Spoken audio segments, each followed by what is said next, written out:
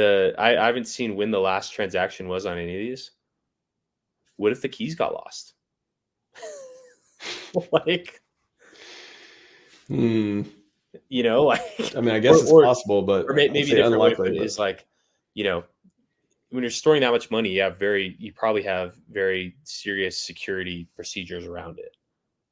And what if, based on the situation, it is now harder to execute your security procedure to even do anything with them? You know? So it's not that they're lost; it's just that the barrier to actually use the funds is so high that that's one reason why they wouldn't be deployed. Mm-hmm. Yeah. And yeah, so it's and maybe it's just part of the mystery, or maybe it's just part of like a long-term, it's like, to us, like, the 2-year wait period from sacrifice to launch, and then the 6 months since launch. Maybe to us as the users, that feels like a long time, but to someone who's in their mid 40s, and just like from their own life experience and their own time frame on the world, and maybe there are plans, but like it's not part of like the today. It's part of like a longer term strategy that maybe users are kind of on edge and wanting something to happen now, but like as the sole control and the owner of those funds, it's entirely at their discretion. And so Wait, is there a line? Is there a point where it's the return on investment as far as using the funds diminishes, where nothing happens with them? Again, we're just saying if something happened with them, we expect nothing to happen with them. That's not part of the game. It's just something that's sitting there on the side that could or could not happen. But if the sacrifice, so I guess two different points here. One is, what was the sacrifice money for? I mean, you could say it's skin in the game and all this stuff, but there's a case to be made. Okay, this was to support an ecosystem to do something. Again, we have no expectations, but if you were to interpret it in some kind of way, it would have been, this is to help get this thing off the ground running, take care of all the bills, all that stuff. That's one part. But the other part is, if it never did do anything, I'm just thinking, again, I guess, what was the point of it in the first place? Like, wouldn't the fact that it happened compel something to happen with it eventually? And if the entity doesn't decide to do anything with it for another cycle, where is the diminishing return of, okay, nobody else is only 10% of the ecosystem is still here. We lost 90% of people because the funding never, the funds never moved or something like that. Is it? Yeah. Well, so in terms of why, like, it has, like, it's like he could have paid for presumably, if that, like, the $10 million that was ultimately moved out of there through tornado, which you don't know what happened. Presumably that went, to something. But there's really that could have gone to Ferraris. Like, you really don't know. It's like the proceeds from the Hex launch could have more than covered any type of development or operational costs related to this.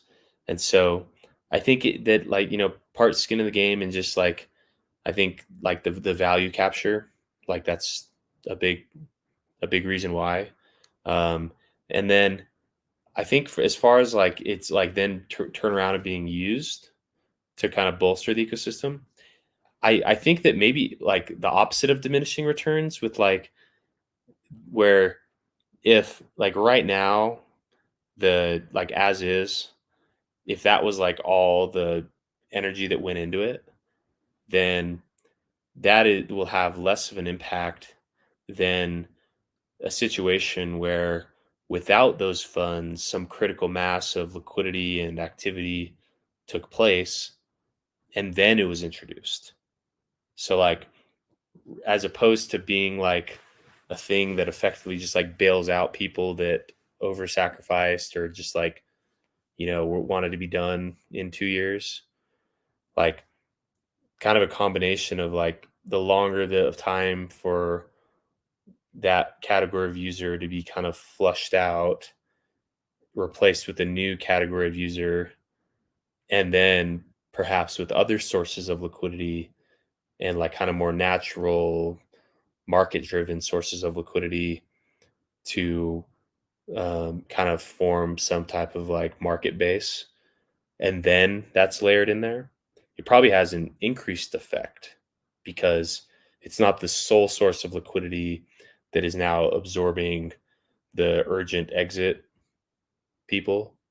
It's like the urgent exit people are being absorbed by new buyers, giving those new buyers the chance to get in at a low price, new kind of like Well, market foundation. And then it's, then that isn't just being like exit liquidity from the sacrificers. It's like more, more effective. is that the That's scenario then? Is it where, okay, there's all this money, it hasn't been deployed yet because it's not the right time, because if it deployed all at once, okay, everyone just sells, or the price goes up and everyone gets out, and it's just that kind of short-term game goes away. But if it's, people quote the 52 weeks to shake out the weekends, all this stuff, if it is placed or deployed in a way that is when the weekends are out, the market's really low, everything macros are good, is that the kind of, is that a scenario that makes sense as far as, okay, the reason it hasn't been touched right now is because it's just not the right time? Yeah, I think that, it's like the right time is when those funds move, and they clearly haven't moved. So, and there's probably more things that go into it. There's also, I think it's definitely a balance of like, one, logistics, two, just like market timing, and like, because like, and also I think that he wants people to succeed, and it's in a dip right now. And if he just absorbed the whole dip, then like that means less people will be able to experience some upside from it. So like if it's users that are able to take advantage of the dip, and then once the dip has kind of been extinguished and things are maybe looking a little frothier, and there's, more liquidity than there is now, and maybe it's waiting for, because right now what did we say, 40 some $million of liquidity there. So 40 million over, so 40 over 600 is like 6%. So maybe once the like user supplied liquidity gets, closer to like, I don't know, like a quarter of it, so 150 million,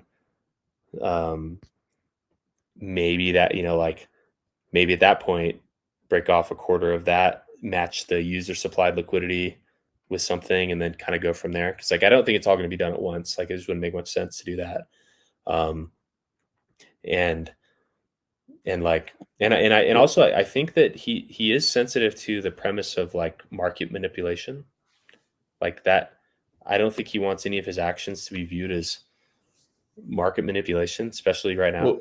Well, how would you do it? Like, are there ways to do it in a legit way that's not manipulating the market, where it is clearly a project has funding, and the entity that controls the funding, the founder, whatever you want to call them, they deploy it to help the ecosystem, just as, like it is as a legit thing? Like, are there ways to do it?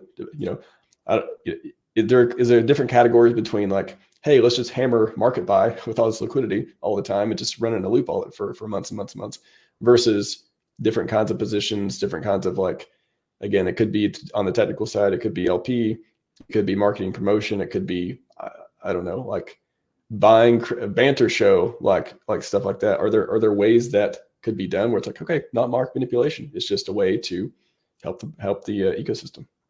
Yeah, so probably I mean, market buying is a form of providing liquidity. It's like you know, it's not like you're putting a liquidity position in there, but like your purchase is now, it enters the liquidity pool, even though you're not the owner of it anymore. As opposed to like a liquidity position, it enters the liquidity pool, but you're the owner of it. So like you know, the I think there could be some element of just like buying and liquidity providing. I mean, it's already happened before with that $2.6 million of liquidity that was put in the hex, which now sits there. So that as like a weird semantics dunk, whenever someone says RH has never sold a hex, he actually has. The hex that was bought without, because so far if you look at that range, the price since that position, it's gone through like I think 3 or 4 times. And so it entered as USDC. Then when price moved through it, it all became hex. When price moved through it again, all that hex was sold for USDC. And now all that hex still sits there for sale as USDC. So there's like $2 million of hex as sell pressure sitting there in the liquidity pool on Ethereum.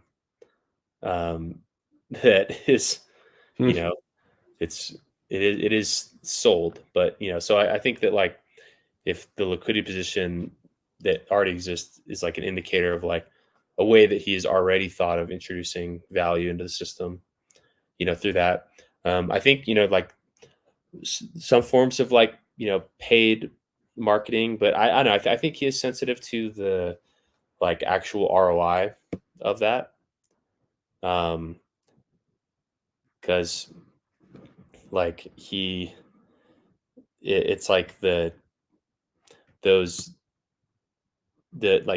what is the return on that in terms of like, say he spent $10 million on ads, will that result in $10 million of new demand? And so that's like the decision to make there. Which it could, right? I mean, if you look at the history of Godwhale came from, you remember that like all those addresses that had like 100 hex sent into it? Like there was like, yeah, did somebody airdrop a bunch of, or a little bit of hex to like a bunch of people? yeah, the source of that hex was the OA, and then the original Godwhale purchaser, they received that airdrop, and then a couple days later bought some hex in pretty big size. So wow, that's how we got Godwhale. Yeah, that's amazing. Yeah, and so things like that cost nothing, and were brought in however much demand. So it's like it's hard to even know like what type of paid advertising initiative would bring in like a comparable amount.